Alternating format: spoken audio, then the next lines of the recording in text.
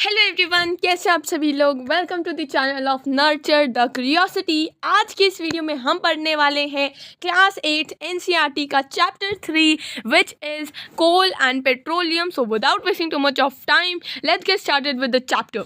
हम अपने daily life में अपनी बेसिक नीड्स के लिए बहुत सारे मटीरियल्स को यूज़ करते हैं।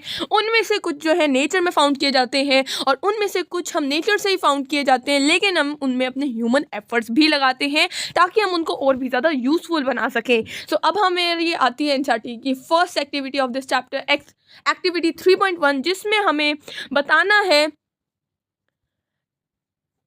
कि नेचुरल रिसोर्सेज कौन से हैं और मैन मेड रिसोर्सेज कौन से हैं। Natural resources for example air, water, soil, इन सब को हम डायरेक्टली यूज़ कर लेते हैं। आप इसमें आपकी लिस्ट में मिनरल्स भी हो सकते हैं क्योंकि वो भी हम डायरेक्टली जो यूज़ करते हैं। मैन मेड रिसोर्सेज में आपके हो सकते हैं एसी हो सकता है, आपका बेड हो सकता है, फैंस हो सकते हैं। ये सारे इन्हीं से ही डेवलप हुए हैं, लेकिन उनको मैन ने डेवलप किया इसलिए उन्हें हम मैन मेड कहते हैं। हमारी लिस्ट में एयर आया, वाटर आया, सॉइल आया और मिनरल्स आए। सिंस ये सारे जो हैं नेचर से ऑब्टेन होते हैं, इसलिए हम इन्हें नेचुरल रिसोर्सेज कहते हैं। नेचुरल रिसोर्सेज, कुछ नेचुरल रिसोर्सेज को हम अनलिमिटेड तौर पर यूज़ कर सकते हैं, लेकिन कुछ ऐसे नेचुरल रिसोर्सेज होते हैं जो अनलिमिटेड नहीं होते हैं, लिमिटेड क्वांटिटी में जो है प्रेजेंट होते हैं। Can air, water and soil be exhausted by human activities? यानी कि क्या एयर, वाटर और सॉइल को हम ख़त्म कर सकते हैं अर्थ से अपनी ह्यूमन एक्टिविटी से? नहीं। हम वाटर एक लिमिटलेस रिसोर्स है। हमने नेचुरल रिसोर्सेज को 2 ब्रॉड कैटेगरीज में जो है क्लासिफाई किया है on the basis of their limitness and unlimitedness. कितने वो एग्जॉस्ट हो सकते हैं नेचुरल रिसोर्सेज हमारे ह्यूमन की एक्टिविटीज़ से और कितने नहीं हो सकते हैं। So inexhaustible natural resources, ये रिसोर्सेज जो है अनलिमिटेड क्वांटिटी में जो है प्रेजेंट होते हैं नेचर में और एग्जॉस्टेड यानी ख़त्म नहीं होते हैं ह्यूमन एक्टिविटीज़ के द्वारा। जैसे सनलाइट है, एयर है, अगर आप सनलाइट कितनी भी यूज़ कर लोगे क्या वो ख़त्म होएगी? नहीं होएगी। एयर कितनी भी यूज़ कर लोगे ख़त्म होएगी? नहीं। हालांकि इन सब की जो अवेलेबिलिटी है, उनकी जो क्वालिटी है वो डिक्लाइन जरूर होगी, लेकिन ये ख़त्म नहीं होंगी।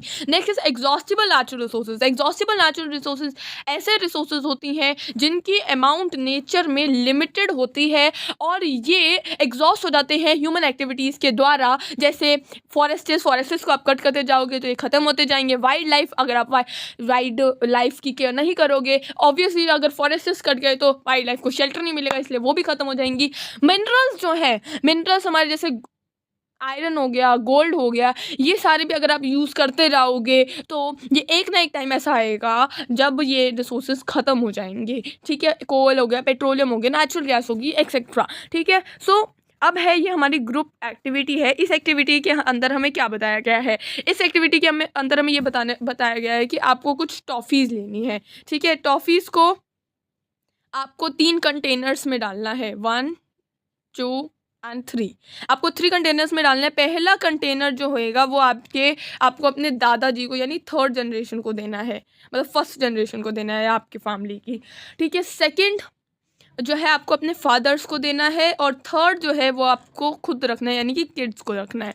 ठीक है, सो अब उनमें आपको ना क्वांटिटीज़ देनी है, टॉफ़ीज़ देनी है उनको, अपने दादाजी को, तो वो कुछ खाएंगे और कुछ जो है बचा देंगे आपके पापा के लिए। तो आपके पापा ने भी खाई, फिर आपके पापा को लगा कि नहीं मेरे बच्चे को भी देनी चाहिए। ठीक है, तो उन्होंने भी कुछ खाई और कुछ आपको किड्स को दे दी।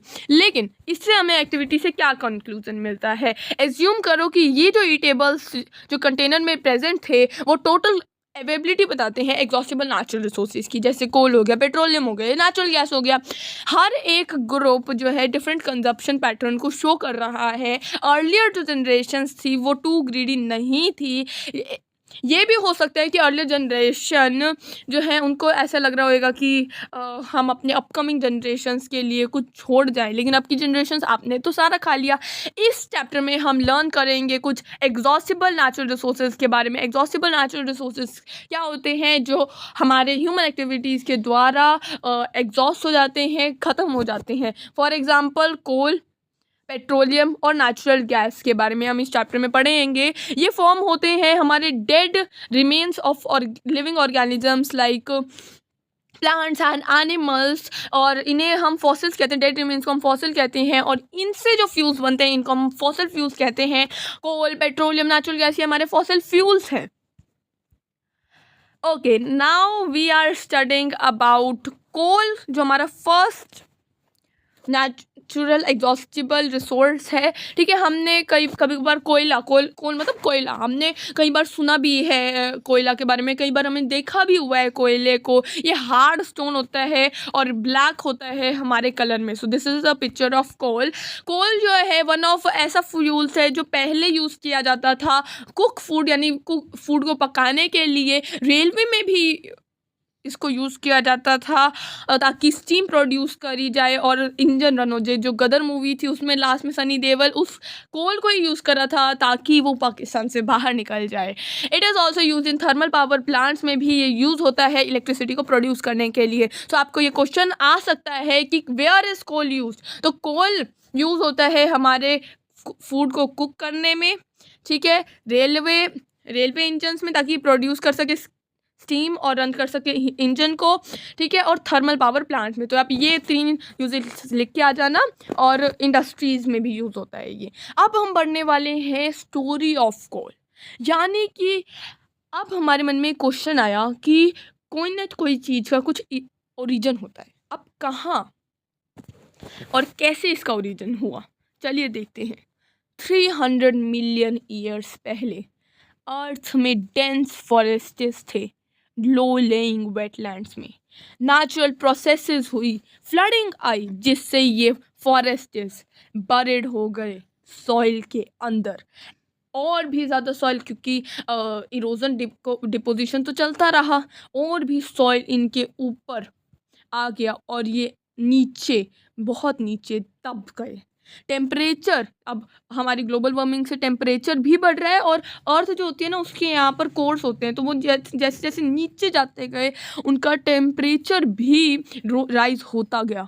हाई प्रेशर और हाई टेम्परेचर में डेड प्लांट्स एंड एनिमल्स कोल में कन्वर्ट हो गए।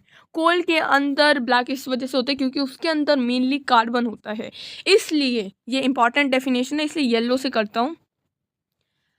The slow process of conversion of dead vegetation into coal is called carbonization। क्यों कहा जाता है कार्बनाइजेशन? क्योंकि कोल के अंदर मेनली क्या होता है, कार्बन होता है, ठीक है।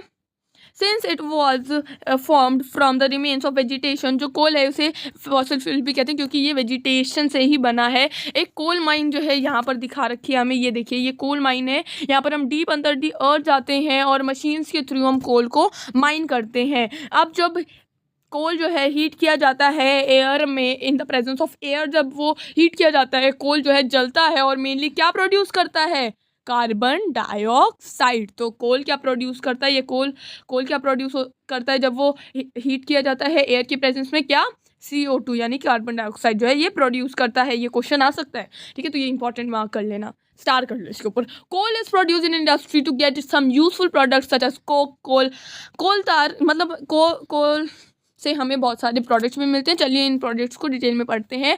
कोक जो है एक टफ, पीने वाली कोक नहीं है, टफ पोरस ब्लैक सब्सटेंस है। टफ पोरस यानी पोरस के अंदर मतलब उसके अंदर बहुत ज़्यादा छेद है, ठीक है।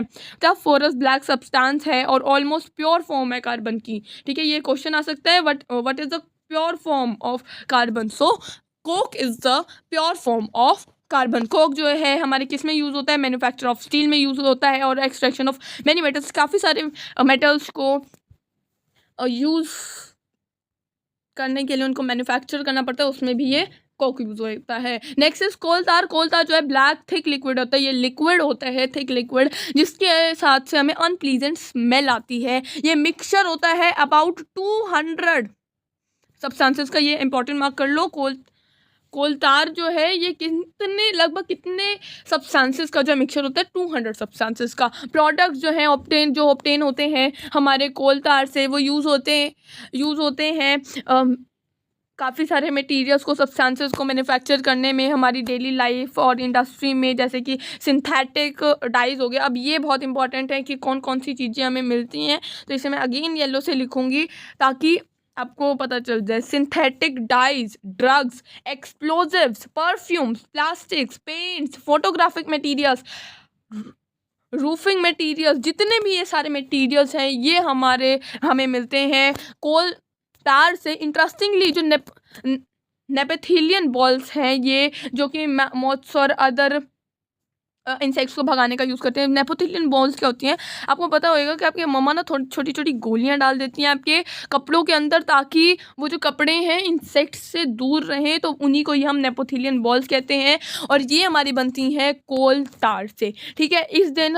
दीज डेज पहले तो हम कोल यूज़ करते थे, अब बिटुमेन यानी कि एक पेट्रोलियम का प्रोडक्ट है। पेट्रोलियम क्या है, कैसे, इसे हम आगे चैप्टर में पढ़ेंगे, ठीक है। Is used in place of coal tar. Coal तार रोड्स को बनाने के लिए पहले कोल तार यूज़ किया जाता था, अब क्या यूज़ किया जाता है, बिटुमेन। ये इंपॉर्टेंट है, इसे मार्क कर लेना, ठीक है। Next is coal gas. Coal gas क्या है, जब हम प्रोसेस कर रहे होते हैं कोल को गेट करने के लिए, तो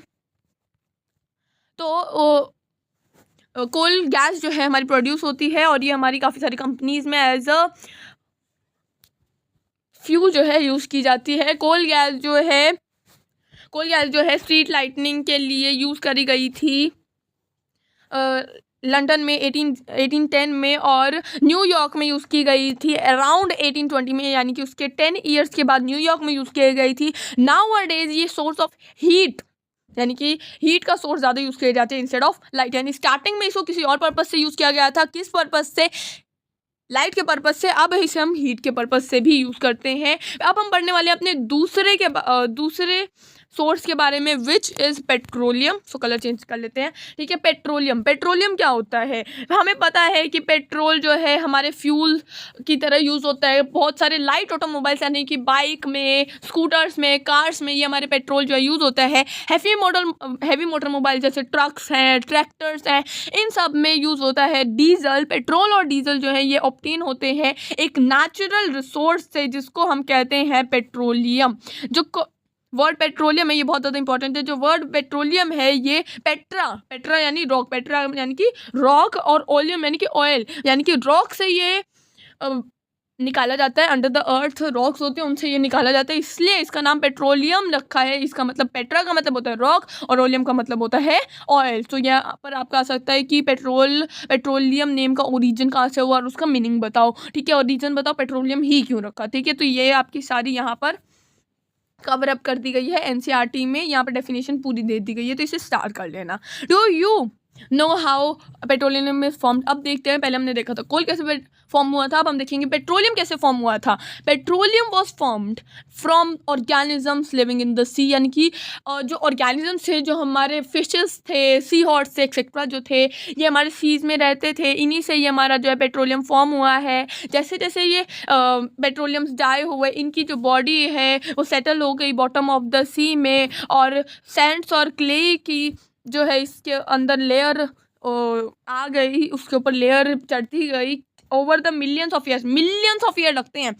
absence of air, high temperature और हाई प्रेशर में कौन कौन सी टर्म्स हैं यहाँ पर, कब बनते हैं, पहले तो मिलियंस ऑफ ईयर्स, तभी ये एग्जॉस्टिबल है, क्योंकि अगर हम इन्हें यूज़ कर लेंगे तो अगले मिलियंस ऑफ ईयर्स में हमें मिलेगा, जहाँ तक हम इन्हें यूज़ भी नहीं कर पाएंगे, ठीक है। एब्सेंस ऑफ एयर की एब्सेंस में सबसे ज़्यादा बड़ी बात है, एयर की एब्सेंस होनी चाहिए।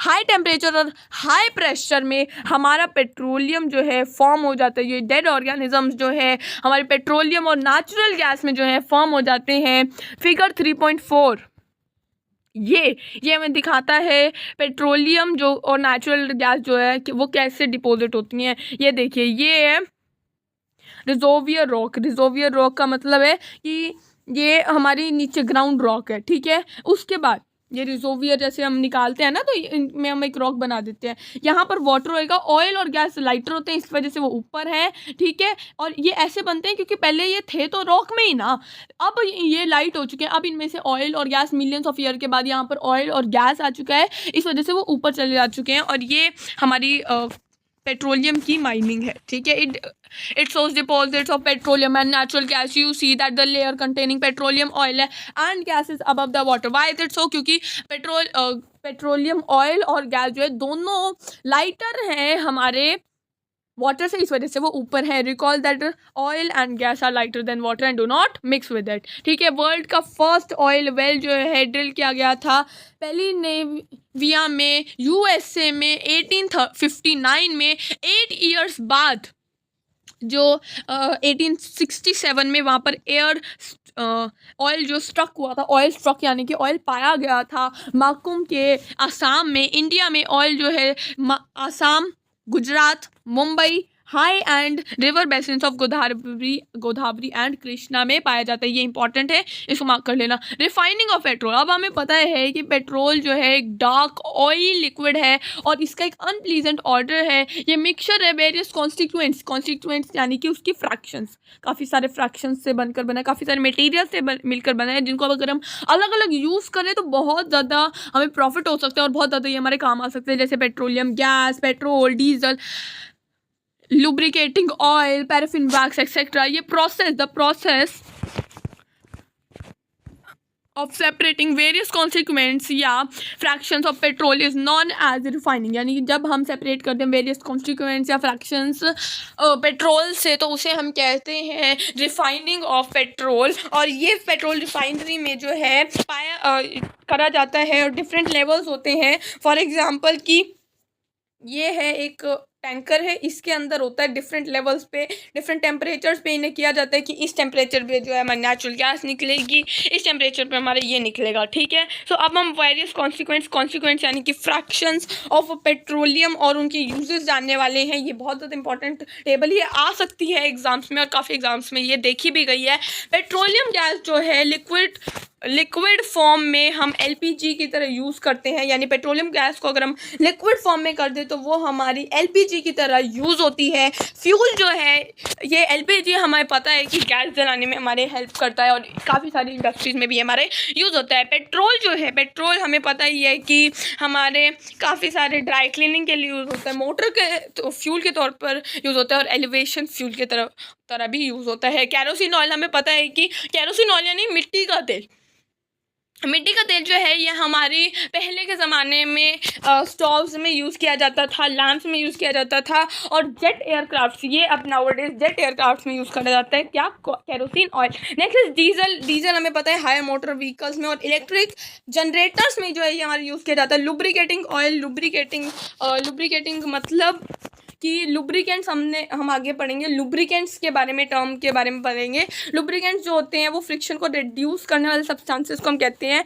वो फिक्स हो जाते हैं बीच में जिससे फ्रिक्शन रिड्यूस हो जाती है, तो ये लुब्रिकेशन में यूज़ होता है। द प्रोसेस जिससे हम कम करते हैं उसको हम लुब्रिकेशन कहते हैं। पैराफिन वैक्स यानी कि जो कैंडल्स के नीचे ये वैक्स नहीं होता जिसको candle as a fuel use करते हैं उसको हम पैराफिन वैक्स कहते हैं। ये ऑर्नामेंट्स कैंडल ऑफ और वैसलीन में ये यूज़ किया जाता है, जो हम वैसलीन लगाते हैं, ठीक है। बिटुमेन हमने पहले पढ़ा था, ये पेंट्स में यूज़ होता है। और रोड सर्फेसिंग पहले जो है ये किसकी प्लेस पे यूज़ होता है, yes it is use in the place of coal tar। अब हम पढ़ने वाले हैं नेचुरल गैस यानी हमारे थर्ड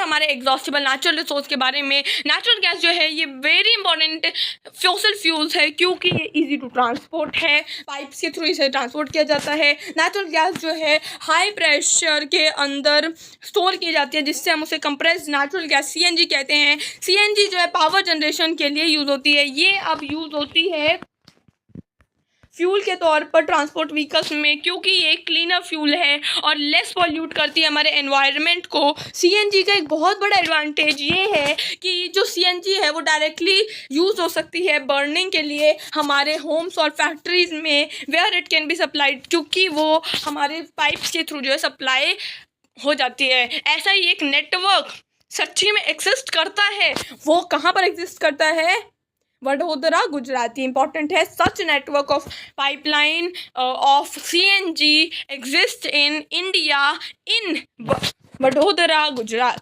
ठीक है। तो नेचुरल गैस जो है ये स्टार्टिंग मटेरियल है मैन्युफैक्चरिंग ऑफ नंबर, यानी कि ये बेस फॉर्म है, ठीक है, जिससे हमारे बहुत ज़्यादा केमिकल्स और फर्टिलाइजर्स बनते हैं। इंडिया के पास बहुत सारे रिजर्व्स हैं, ठीक है, नेचुरल गैस के। हमारी कंट्री इंडिया में नेचुरल गैस जो है त्रिपुरा, राजस्थान, महाराष्ट्र और कृष्ण गोदावरी डेल्टा पर पाए जाते हैं। ये इंपॉर्टेंट है, ठीक है, इसको याद कर लेना कहाँ कहाँ पाया जाता है। कैन कोल, पेट्रोलियम और natural gas be prepared in laboratory? नहीं, ये लेबोरेटरी में प्रिपेयर नहीं किए जा सकते हैं। नो, ये प्रोसेस जो है, इनकी प्रोसेस जो है ये बहुत ज़्यादा स्लो प्रोसेस है, और इनकी कंडीशंस हम जो ये जिससे ये कंडीशन, जिस दबाव, जिस हाई टेम्परेचर, जिस हाई प्रेशर के अंडर ये बनते हैं, उस हाई प्रेशर को हम लेबोरेटरी में क्रिएट नहीं कर सकते। इस वजह से हमें कंजर्व करना चाहिए, और नेचुरल रिसोर्सेज जो लिमिटेड है, एग्जॉस्टिबल तो जो है उनको तो करना ही करना है।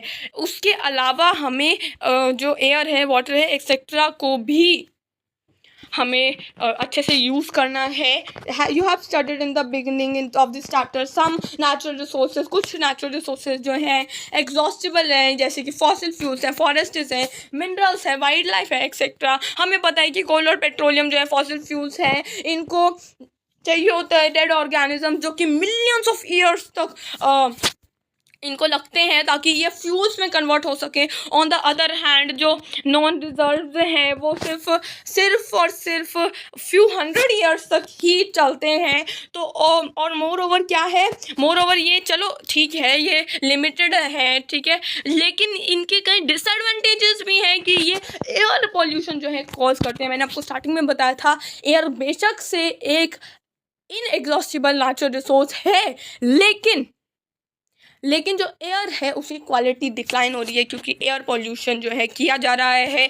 ये ग्लोबल वार्मिंग का भी एक बहुत बड़ा कॉज है, और ये देयरफॉर नेसेसरी है कि हम इन फ्यूल्स को तभी यूज़ करें जब एब्सोल्युटली नेसेसरी हो, जब बहुत ज़्यादा हद हो जाए कि अब तो हमें इन्हें यूज़ करना ही करना है, तब हमें इन्हें करें। This will result in better environment. हम इससे एक बेटर एनवायरनमेंट क्रिएट कर पाएंगे, ग्लोबल वार्मिंग का कम रिस्क रहेगा, और इनकी अवेलेबिलिटी पीरियड जो है बहुत लॉन्ग टाइम तक चलेगी, और हम अपने फ्यूचर जनरेशन्स को भी ये प्रोवाइड कर पाएंगे। इंडिया में the petroleum conservation research association PCR एक ऑर्गेनाइजेशन है, ये जो है हमें बताती है कि पेट्रोल और डीजल को हम कैसे यूज़ कर सकते हैं, कैसे हम कंजर्व कर सकते हैं। और चलिए देखते हैं ये कौन कौन से पॉइंट्स बताती हैं, और हमें इन्हें अपनी लाइफ में इम्प्लीमेंट भी करना है, ठीक है। ये कोल और पेट्रोलियम का चैप्टर आपको ऐसे ही पढ़ाया जा रहा है कि ताकि आप जो नेक्स्ट जनरेशन्स हैं, हम कंजर्व कर सकें कोल और पेट्रोलियम को, ताकि जो हमसे भी नेक्स्ट जनरेशन्स आएंगी उनको भी एक कहानी की तरह ना रह जाए कि हाँ हमारे ज़माने में हुआ करता था कोल पेट्रोलियम, वो भी देख सकें, वो भी यूज़ कर सकें इनका। So drive at constant and moderate speed as far as possible, यानी कि अगर आपको मान लो आप कहीं पर जा रहे हो तो मॉडरेट यानी कि मीडियम स्पीड पर चल रहा हो एज फार एज पॉसिबल, ठीक है, जितना आप कर सको उतनी मीडियम स्पीड में लगाओ, ठीक है। इंजन को स्विच ऑफ कर दो अपनी ट्रैफिक लाइट्स पे यहाँ पर, या फिर कहीं भी जहाँ पर भी आपको रोकने को मिले ना, अपने इंजन को जस्ट स्विच ऑफ कर दो, जिससे क्या होएगा कि आपका जो पेट्रोल है वो कन्वर्ट होना बंद हो जाएगा फ्यूल में, जिससे फ्यूल की भी बचत होगी और पेट्रोल की भी बचत होएगी, ठीक है। इंश्योर करेक्ट टायर प्रेशर, अगर टायर प्रेशर कम होएगा, ठीक है, जिससे हमारे पेट्रोल पे जो है ज़्यादा लोड पड़ेगा, इंजन पे जो है ज़्यादा लोड पड़ेगा, और हमारे जो पेट्रोल या डीजल हैं वो वेस्ट होंगे। तो इंश्योर करेक्ट टायर प्रेशर हो सकता है, होना चाहिए, और इंश्योर रेगुलर मेंटेनेंस। ये बहुत इंपॉर्टेंट है कि आपको रेगुलर मेंटेनेंस करनी चाहिए अपने व्हीकल्स की, ताकि आपके व्हीकल्स जो है वो ज़्यादा पेट्रोल यूज़ ना करें, फ्यूल यूज़ ना करें। So this was all chapter of our coal and petroleum. Next video में हम इसके डिस्कस करेंगे NCERT सॉल्यूशंस और एक्स्ट्रा क्वेश्चन आंसर्स, यानी कि जो इसके इंटरनल क्वेश्चन आंसर्स बनते हैं उनको हम डिस्कस करेंगे। मैं मिलती हूँ आपसे नेक्स्ट वीडियो में। अगर आपको ये वीडियो पसंद आई हो तो इसे लाइक करें, सब्सक्राइब करना चैनल को ना भूलें। बाय।